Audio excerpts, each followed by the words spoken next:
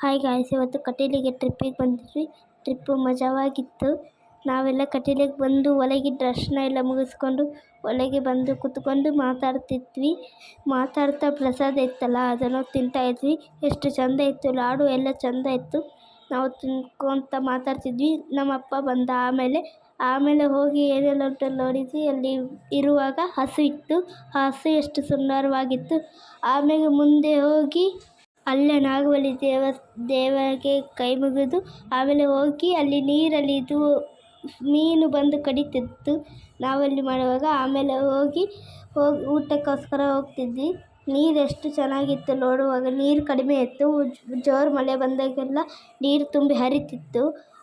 ಮುಂದೆ ಹೋಗ್ತಾ ಅಲ್ಲಿ ಗಿಡ ಎಲ್ಲ ಎಷ್ಟು ಚೆನ್ನಾಗಿ ಬೆಳೆಸಿದ್ದಾರೆ. ಅಮ್ಮ ಹೇಳ್ತಿದ್ರು ಎಷ್ಟೊತ್ತು ವೀಡಿಯೋ ಮಾಡ್ತೀಯ ಅಂತೇಳಿ. ಆಮೇಲೆ ಎಲ್ಲರೂ ಬಂದು ಊಟಕ್ಕೆ ಕೂತ್ಕೊಂಡ್ವಿ.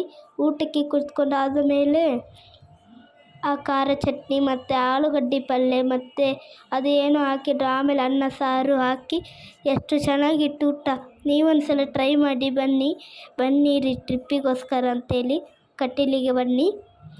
ಆಮೇಲೆ ನಾವು ಊಟ ಮುಗಿಸ್ಕೊಂಡು ಆನೆ ನೋಡ್ಲಿಕ್ಕಂತ ಹೋಗ್ತಿದ್ವಿ.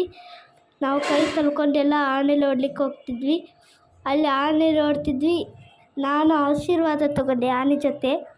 ಮಜವಾಗಿತ್ತು, ಅದು ಕೊಡ್ತು.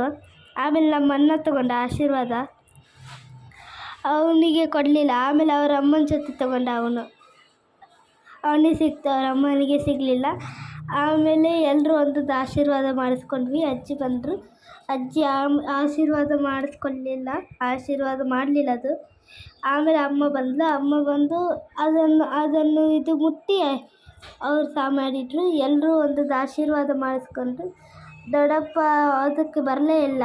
ಅದು ಇದು ಕೊಡ್ತಷ್ಟೇ. ನಮ್ಮ ತಮ್ಮ ಫುಲ್ ಹೆದರ್ತಿದ್ದ. ಇದು ಆನೆ ಅಂದರೆ ಭಯ. ಆದರೆ ಹೆದರ್ತಿದ್ದ, ಬೇಡ ನಂಗೆ ಆಶೀರ್ವಾದ ಬೇಡ ಅಂತೇಳಿ. ನಮ್ಮ ಅಮ್ಮ ಮಾಡಿಸ್ಕೊಂಡ್ರು. ಆದರೆ ಅದು ಬಿಡಲಿಲ್ಲ.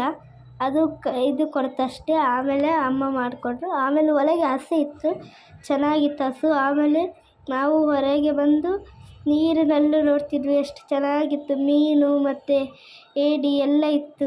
ಅದೇ ಸ್ವಲ್ಪ ಹೊತ್ತು ಕುತ್ಕೊಂಡು ತಿರುಗಾಡ್ತಾ ಆಟಾಡ್ತಿದ್ವಿ.